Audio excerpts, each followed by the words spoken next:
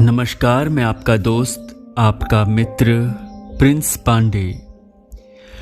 आज का विषय एक सच्ची घटना पर आधारित है। जब एक भक्त की करुण पुकार सुनकर महादेव को गुरु रूप में आना पड़ा।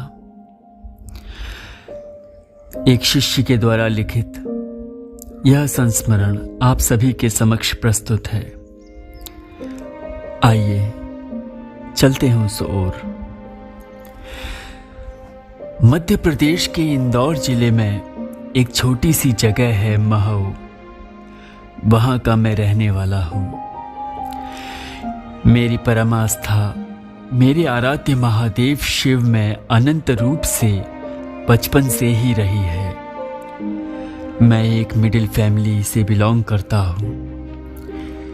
इंदौर में महू एक ऐसी जगह है जहां प्रकृति का अपना ही एक रूप आच्छादित रहता है। वहां एक जगह है पाताल पानी के नाम से, जहां 150 फीट ऊंचा झरना बहता है। जाने क्या जादू है उस स्थान का कि मैं जब भी उस जगह जाता हूं तो मेरे मन में शांति के बजाय एक अजीब सी कशिश बनी रहती है। ऐसा लगता मानो मैं किसी शख्स को वहां महसूस कर रहा हूं, किंतु हृदय कभी भी भयभीत नहीं हुआ, बल्कि वो एहसास मुझे मेरे दर्द में राहत ही देता था। क्योंकि मैं जब भी परेशान होता या उदास होता तो वहीं चला जाता था और महादेव से यही कहता, मेरे महादेव, क्या तू मुझे प्यार नहीं करता? मेरा तो कोई भी दोस्त नहीं है। घर में भी परेशानियां बढ़ ही रही हैं। मेरा कष्ट तो तू जानता ही है। लोग कहते हैं कि गुरु के बिना मुक्ति नहीं होती। क्या मुझे मेरा गुरु नहीं दोगे? तुम ही बन जाओ ना मेरे गुरु। और रोते रोते वहीं सो जाता। मुझे वहां ऐसा लगता था जैसे कोई मेरे साथ हमेशा से मेरी ताकत बनकर आसपास रहता है। जब मैंने अपना स्नातक कर लिया तो अब बारी थी जॉब करने की। छोटी मोटी जॉब करने का मेरा मन नहीं था, किंतु जीविका के उद्देश्य ने विवश कर दिया था मुझे। मैंने सबसे पहले अपने महादेव के पास उज्जैन महाकालेश्वर जाने का निश्चय किया। घर के सभी सदस्य यह सुनकर सोच में पड़ गए। मेरे दादाजी ने कहा, सूरज, यदि तुझे जॉब ही करनी है तो मेरा दोस्त जामींदार है, कहीं ना कहीं तो लगा ही देगा। मैं तुझे जाने से नहीं रोक रहा, लेकिन घर की हालत देख रहा है तू। अब तो ऐसी स्थिति हो गई है कि रोटी का जुगाड़ भी बड़ी मुश्किल से हो पाता है। कब तक ऐसा ही चलेगा? पिताजी ने बीच में ही दादाजी की बात काटते हुए बोला।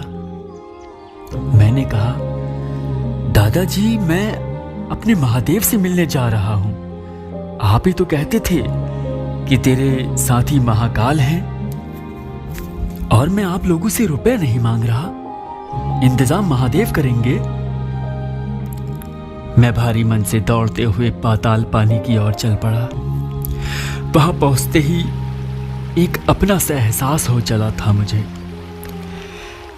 ऐसा लगा कोई अपना करुणामय हाथ मेरे सिर पर फिरा रहा हो।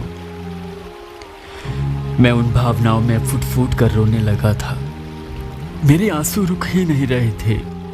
फक फक फक फक कर रो रहा था मैं। कुछ देर बाद मेरा मन हल्का हुआ और मैंने तेजी के साथ बुलंद आवाज में कहा, आ रहा हूं महादेव, तुमसे मिलने, तुम्हें अपना बनाने, तेरा एहसास पाने आ रहा हूं मैं।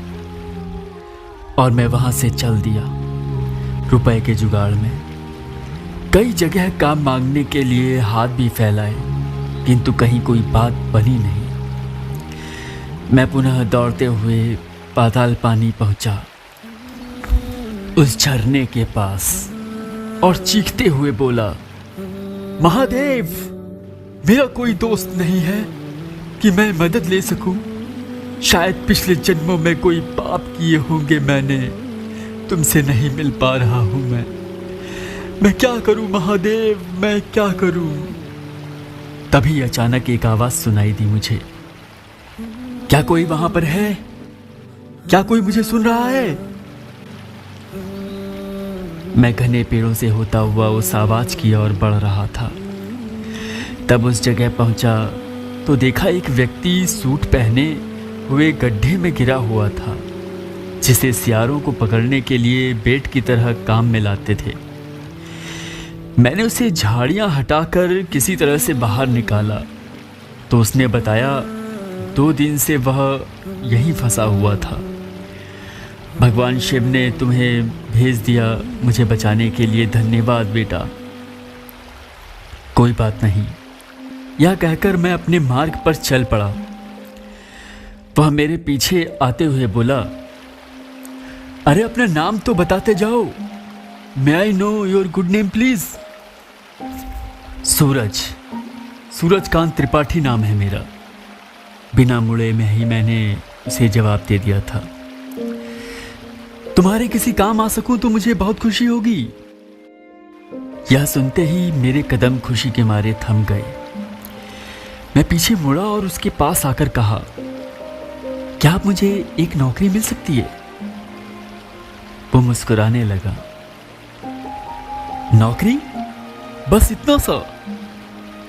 तुम जो मांगना चाहो, रुपया, पैसा, गाड़ी, मैं देने को तैयार हूं।